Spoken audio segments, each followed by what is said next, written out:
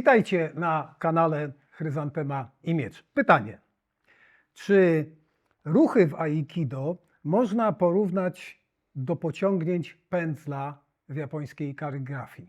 Albo czy jeżeli zatrzymamy na chwilę obraz osób ćwiczących Aikido, czy nie będziemy mogli skojarzyć tego z takim japońskim malarstwem, z kompozycją w japońskim malarstwie? Co to jest Aikido?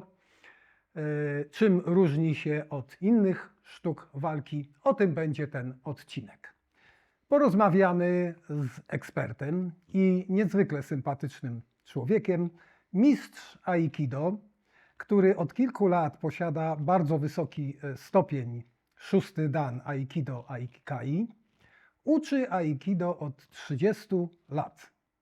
Jest czynnym działaczem we władzach Polskiej Federacji Aikido i oczywiście jest miłośnikiem Japonii, w której był już ponad 20 razy. A prywatnie jest również moim nauczycielem i przyjacielem. Przedstawiam Wam Paweł Zdunowski Sensei. Cześć Paweł. Bardzo mi miło. Cześć Piotrze, witam. Rzeczywiście to nasze Aikido, o którym będziemy rozmawiać, ma w sobie dużo piękna. Jego piękno jest tym, co mnie urzekło. Na początku chciałbym Ci zadać takie bardzo trywialne, proste pytanie, ale takie, które na początku zawsze zadaję rozmówcom. Jaka jest Twoja historia? Dlaczego Japonia? Dlaczego Aikido?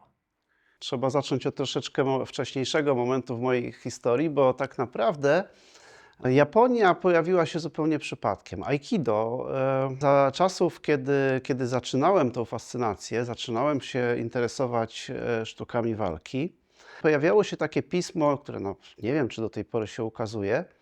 Jego tytuł to Świat Młodych i kiedyś nieżyjący już obecnie Marek Woźniak z Radomia, jeden z pierwszych prekursorów Aikido w Polsce, napisał taki malutki artykulik o takiej technice, która się nazywa Kokyunage, i do tego były takie 3 obrazki, kiedy taki człowiek narysowany, wówczas to nie było zdjęcie, sobie z obrazku na obrazek leci i ma taki ubiór, gdzie jak wiemy ćwiczymy w biało-czarnych strojach. Ta dolna część to są takie szerokie spodnie zwane hakama po japońsku i jakby ona tak podkreśliła tę kolistość tego ruchu. Tam się pojawiło to piękno. Do tego parę słów o braku agresji, braku siły i to wszystko jakoś tak, ja miałem wtedy 15 lat. Młody chłopak, który z jednej strony chce się wyżyć, a z drugiej strony ma tam w głowie coś, co mogłoby być jakąś taką potrzebą poszukiwania autorytetów, zarówno moralnych, etycznych, jak i osobowych. No i gdzieś to pierwsze wrażenie nagle utkwiło, tak, to jest to dla mnie. Teraz jestem 40 dokładnie lat później i nagle się okazuje, że właśnie to robię. Stało się to moją pasją życiową, która w pewnym momencie przerodziła się również w sposób życia, w sposób również w zawód. Ale zawód, który jest jednocześnie pasją, to jest najlepsza rzecz, jaka może człowieka w życiu spotkać. Wydaje mi się, że z perspektywy dzisiejszego momentu w życiu mam po prostu trochę szczęścia. Słuchaj Pawle, Aikido jest tak nomenklaturowo wpisywane w kategorię sztuk walki. Ale ja myślę sobie, że nacisk trzeba położyć na słowo sztuka, a tylko ten mniejszy kawałeczek poświęcony walce. Co ty o tym sądzisz? No tutaj to trzeba by się wgłębić w interpretację założyciela, czyli twórcy Aikido, który sam w sobie, wtedy kiedy żył, w czasach, gdzie Japonia toczyła również wojnę z Mongolią i był żołnierzem, jeździł w różne miejsca, sam trenował wiele sztuk walki, mieszkał na wsi pod koniec swojego życia, był ogrodnikiem, rolnikiem, żołnierzem. Wcale nie był taki słaby fizycznie, mimo że był niskiego wzrostu, jak to większość Japończyków wówczas. Jego umiejętność walki była na bardzo wysokim poziomie. Po pewnym czasie takiego życia, kiedy dojrzał do wieku tego takiego dorosłego, dojrzałego, a na podstawie swoich doznań życiowych uznał, że można tej sztuki walki, która bo sztuką walki była, jeszcze nie nazwana Aikido, zamienić ją w takie narzędzie do szerzenia pokoju. I teraz tak, czy jest to sztuka walki, czy jest to coś innego? Czy bardziej sztuka, czy bardziej walka? Otóż trzeba pamiętać o korzeniach. O korzeniem była sztuka walki. Czy jest to walka, czy jest to sztuka? Zależy, jak kto do tego podchodzi, ale na pewno idzie to w kierunku rozumienia jako sztukę, natomiast czy będzie to sztuka użytkowa, zależy, jak kto ją zastosuje. Ale kontynuując jeszcze przez chwilę ten wątek, japońskie sztuki walki w ogóle przenikają się ze sobą pod względem technicznym, no bo wiele z elementów, czy to poruszania się, czy to uderzania, czy też odbioru jakiegoś ataku jest w sumie podobne. Ale cel Aikido, tak jak powiedziałeś, jest troszkę inny niż na przykład cel judo czy karate. Ale z drugiej strony często słyszy się takie opinie właśnie, że aikido, jeżeli pozbawione jest tych elementów agresywnych w swojej nauce, to nie ma walorów bojowych w ogóle. O czym mówią ludzie, którzy zazwyczaj nie ćwiczyli aikido albo ćwiczyli bardzo pobieżnie. To jest jak gdyby zgodne z tym, o czym przed chwilą mówiłeś. To prawda. Jeśli chodzi o ten właśnie aspekt bojowy Aikido, to na różnych etapach życia o senseja jego podejście było również na początku bardzo fizyczne, bardzo twarde, bardzo bojowe. Nazwa Aikido, nie wymyślona przez niego swoją drogą, tylko przez jego uczniów, którzy pojechali jego sztukę swojego nauczyciela zarejestrować tam w Japońskim Związku Sztuk Walki. Na bieżąco spytali go, a zaraz, jaka jest tego nazwa? Może być Aikido? Dobra, niech sobie będzie Aikido, odpowiedział sensei. No i tak to powstało troszkę, bo to było Ueshi Ryu, Aikijutsu. I wróćmy teraz do tego momentu w życiu o senseja. No, gdzieś był twardszy, gdzieś był spokojniejszy, gdzieś był już bardziej ułożony, gdzieś był już bardziej uduchowiony, bo nawet został kapłanem do Omotokyo. I teraz zależy od tego, który z uczniów o senseja, na którym etapie jego życia go spotkał, taki przekaz niesie. Przyszedł do senseja uczeń ze swoim doświadczeniem życiowym, bo ktoś nie ćwiczył wcześniej nic, ktoś ćwiczył kendo, ktoś ćwiczył karate, ktoś ćwiczył judo. Więc jeżeli nie masz metodycznego przygotowania, że zaczynasz to duchowo stąd, a fizycznie stąd, no to wnosisz przez pryzmat swoich doświadczeń życiowych, z którymi już przyszedłeś. Nie? I dopiero na tej bazie powstaje. Stąd taka różna interpretacja, jak pojedziesz do różnych szkół Aikido, to w różnych dojo zupełnie inaczej potrafią ćwiczyć. Jedni przykładają do naprawdę mocnego walnięcia, gdzie aż się człowiek ledwo pozbiera po rzucie, a w innym położą go jeszcze spytają, czy się ładnie ułożyłeś, bo ruch musi być piękny i ten człowiek musi być bezpieczny. Tak samo pozostawia to przestrzeń do własnego sposobu ćwiczenia i dlatego Aikido może ćwiczyć praktycznie każdy na terenie jednego dojo. W jednym kącie dojo ćwiczą młodzi, którzy muszą się wyskakać, są instruowani tak, żeby potrafili się obronić, bo tego szukają. W drugim kącie dojo ćwiczą osoby starsze, które studiują sobie ruch, i jakby aspekt obronności nie jest dla nich kompletnie ważny, bo ważne jest dla nich zdrowie, ważna jest dla nich sztuka, ważna jest dla nich historia, ważna jest dla nich duchowość. I okazuje się, że na przestrzeni jednego treningu, jednego dojo, wszystkie te aspekty potrafią być ćwiczone równolegle i nikt nikomu nie przeszkadza i nie powie, twój sposób ćwiczenia nie pozwoli ci się obronić na ulicy. No może tak, ale nie tego szukam. I co, jest dla mnie tutaj miejsce? No jest. A ty się podbronisz na ulicy. Aikido jest i takie, i takie. Zależy kto i z jaką intencją je ćwiczy. Czyli wychodzi na to, że aikido jest takie bardziej uniwersalne, tak? Dla każdego coś miłego. Tak, także tutaj w twoim pytaniu padło słowo, czy aikido odróżnia się od sztuk walki. Ono nie tyle odróżnia się, co pewne cechy wyróżniają je tą szerokością aspektów. Na tym kanale mówimy o sztuce, a raczej o sztukach rodem z Japonii w kontekście estetyki i piękna.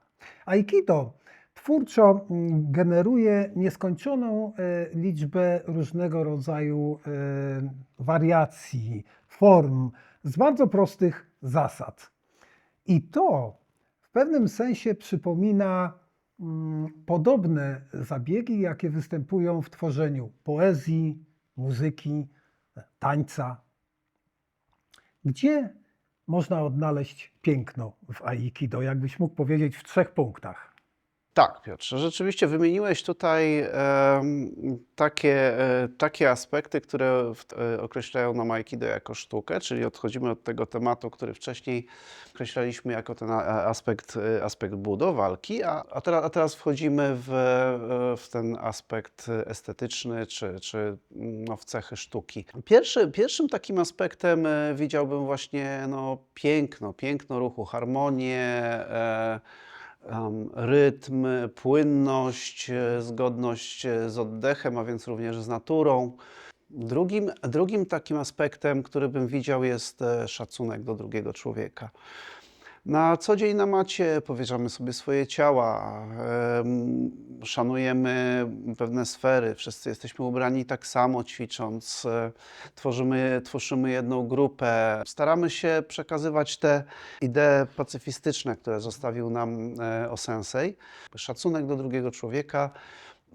W pewien sposób jest to również piękno duchowe. Umiejętność poruszania się z szacunkiem w grupie i na świecie do drugiego człowieka jest pewnego rodzaju sztuką i można je tak traktować, szczególnie patrząc na dzisiejszą rzeczywistość. Nie każdy tą sztukę potrafi dobrze opanować.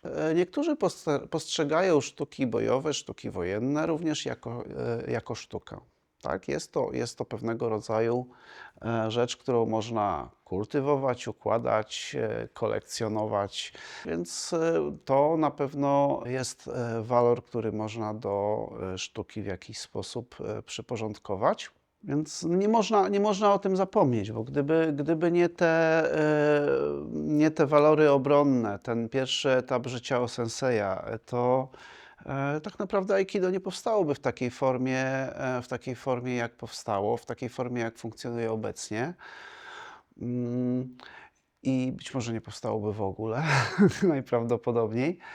Jasne, ale po tym krótkim albo dosyć długim, zależy jak długo kto ten film będzie oglądał, wstępie, może spróbujmy powiedzieć coś o Aikido tym naszym widzom, którzy być może spotykają się z tym pojęciem po raz pierwszy. Na czym polega Aikido? Co to jest w ogóle? Jakie trzeba mieć predyspozycje, żeby ćwiczyć? Tak króciutko taki wykład, Pawle. Do każdej dziedziny sztuki, aktywności, żeby coś robić porządnie i wyciągnąć dla siebie i potem gdzieś tam zarażać innych wartościami tego, co poznamy, potrzebny jest warsztat. Czyli trzeba po prostu włożyć odpowiedni wysiłek w nauczenie się podstaw, żeby mówić o tych aspektach duchowych, czy jakby szerszym zastosowaniu wartości uniwersalnych. Spróbować może każdy. Przyjść do dojo, porozmawiać z instruktorem. Instruktor na miejscu tak naprawdę wyznaczy komuś podstawy, w jaki sposób ćwiczyć, jak się ubrać, jak się zachować. I pomalutku każdy będzie się wciągał i dopiero wtedy znajdzie sobie odpowiedź, czy to jest dla niego, czy to nie jest dla niego. No wiadomo, że troszkę większym ograniczeniem jest nieposiadanie nogi czy ręki, ale osobiście znam kilka osób, jeżdżąc po świecie, spotkałem się z osobami, które ćwiczyły Aikido na wózkach inwalidzkich. Spotkałem się z osobami, które mają problem z chodzeniem. Jasne, ale mówiąc tak łopatologicznie zupełnie, Aikido polega na tym, że jedna jak gdyby osoba ćwiczących symuluje jakiś atak, a druga ten atak odbiera i próbuje go zneutralizować. Czy dobrze mówię? Tak, dobrze mówisz. Metodyka treningu rzeczywiście na tym polega, tak?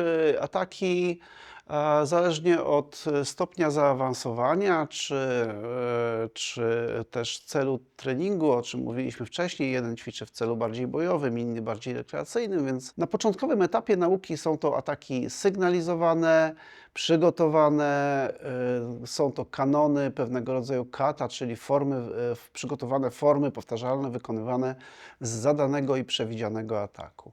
Oczywiście wiadomo, że im głębiej w las, tym wchodzimy w bardziej skomplikowane, mniej spodziewane, szybsze ataki spodziewane, ale w łamanym rytmie, czyli trzeba tam zastosować odpowiedni timing, czy ataki bardziej dowolne, na wysokim poziomie aikido ćwiczone. Ale generalnie tak jak określiłeś, są dwie osoby. Jedna jest określona jako broniący się, a druga jako atakujący. Ten broniący nazywa się tori w naszej nomenklaturze, ten atakujący nazywa się uke. Tori, tak jak toru, to jest chwyt po japońsku, czyli tak jak kiedyś się mówiło, ktoś stosuje chwyty judo, nie? No to mniej więcej coś takiego. Uke to jest z takiego słowa japońskiego, uke to jest odbiorca. Więc on jest z założenia w treningu ustawiony jako ten, który ma odebrać technikę. Żeby się móc nauczyć, trzeba przetworzyć energię tego ataku, który włożył uke, a on ma tą energię rzutu odebrać z powrotem. Nie? Czyli to jest ta cyrkulacja, więc już mamy tą harmonię krążącą między ludźmi, tak? Jasne, ale w ogólnie pojętym aikido, tak jak już zresztą o tym wspomniałeś, istnieją różne szkoły, prawda? Różne style, jeżeli można powiedzieć, ćwiczenia, a to z kolei jest związane z osobą głównego mistrza. Tego, który tę szkołę założył, czy też jest jej nie tylko twórcą, ale propagatorem i tak dalej.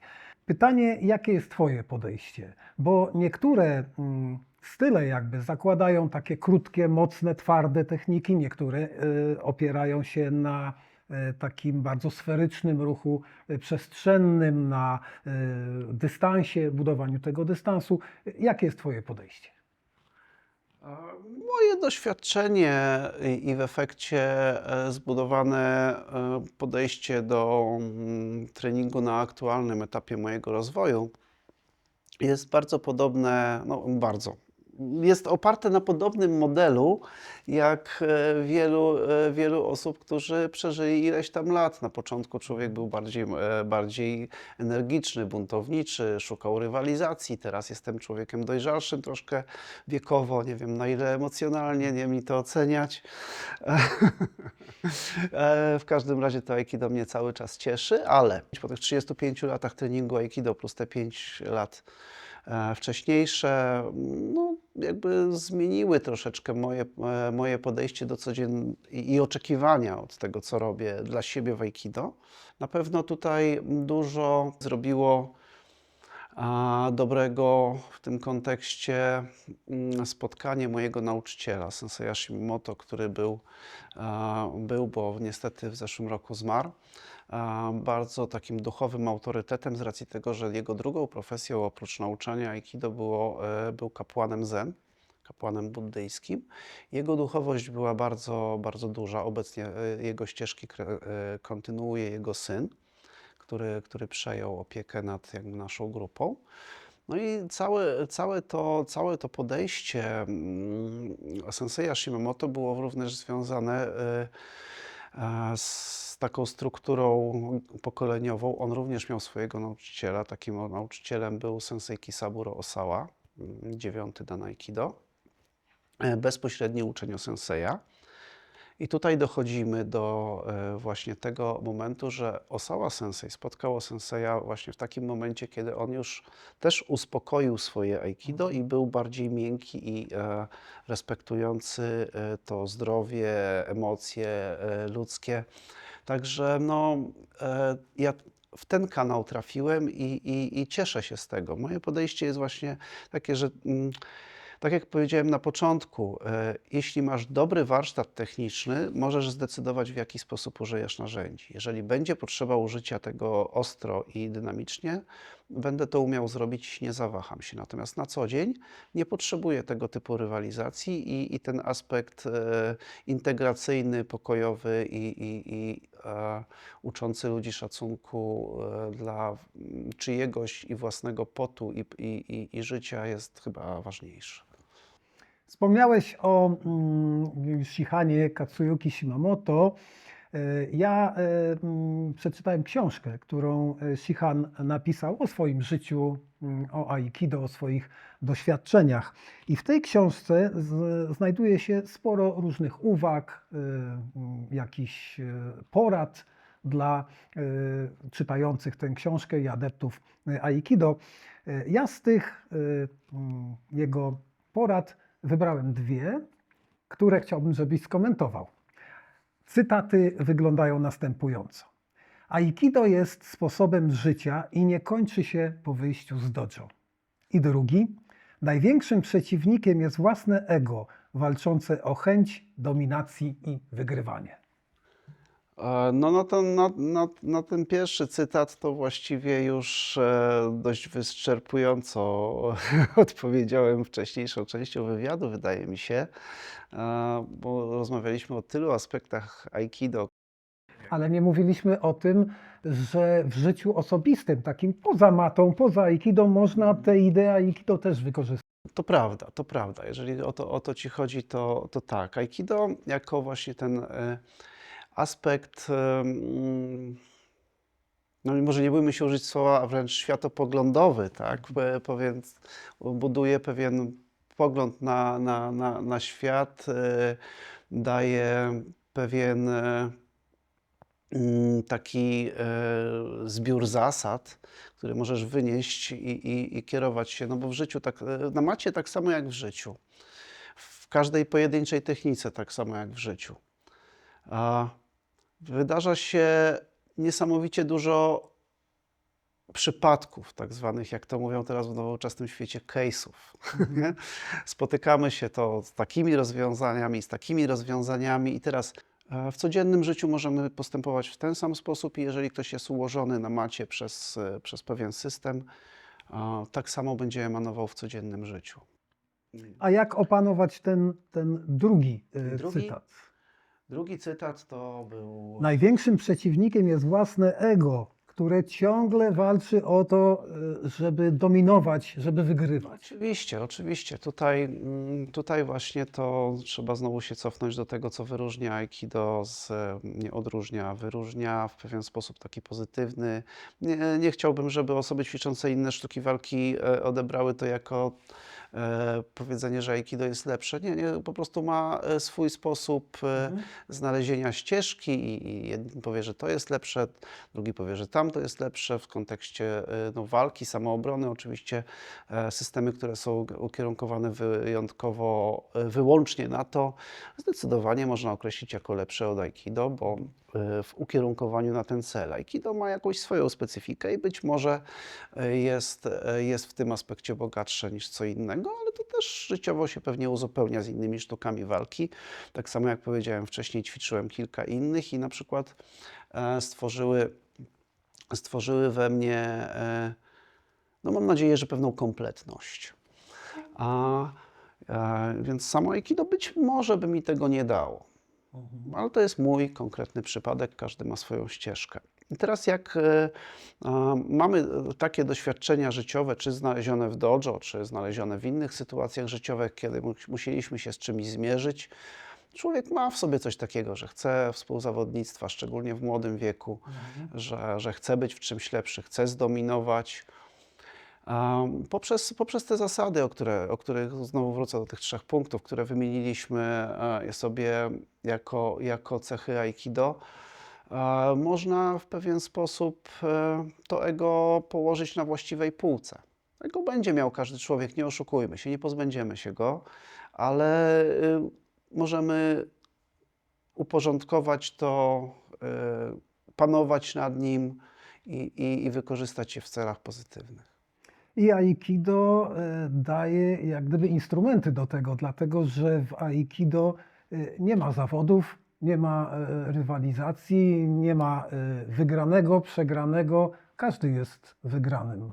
Tak, to jest piękne, to jest piękne. Na tym opiera się też wiele zasad przeniesionych przykładowo na pole biznesu, tak?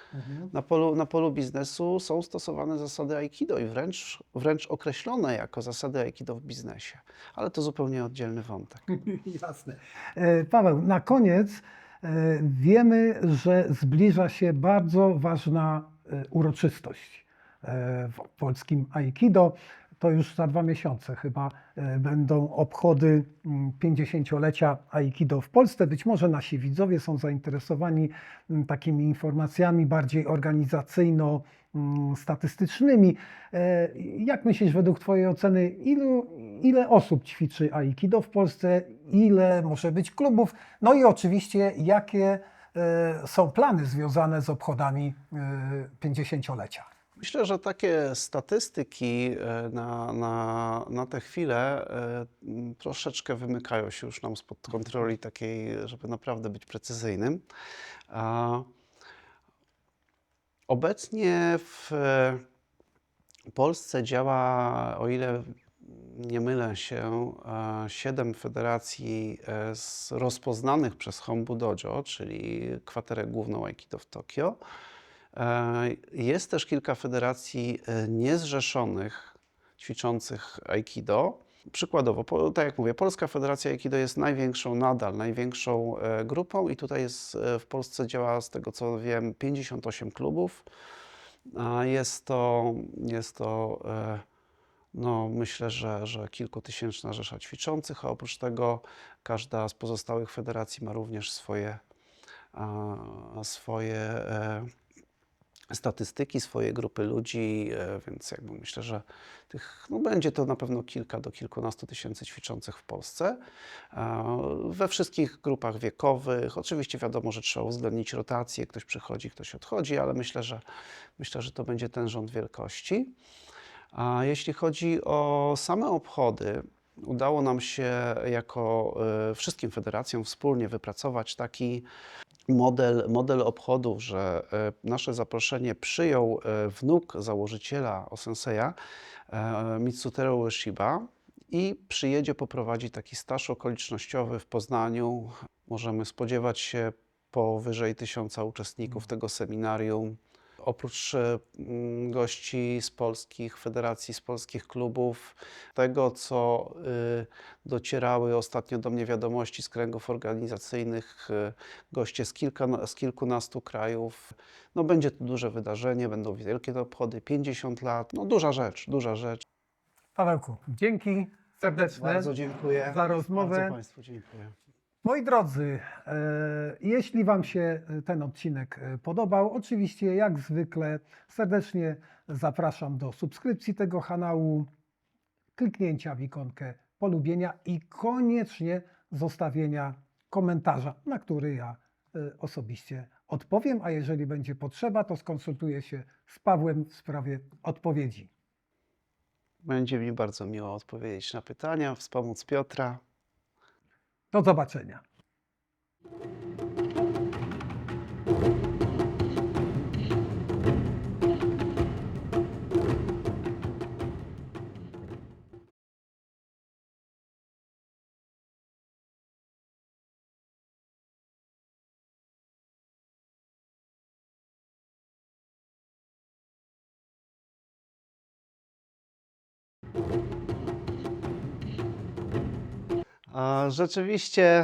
Rzeczywiście to nasze Aikido, o którym będziemy rozmawiać, ma w sobie dużo piękna. Jego piękno jest tym, co mnie urzekło. W Aikido nie ma zawodów, nie ma rywalizacji, nie ma wygranego, przegranego. Każdy jest wygranym. Tak, to jest piękne. Co to jest Aikido? Czym różni się od innych sztuk walki? O tym będzie ten odcinek.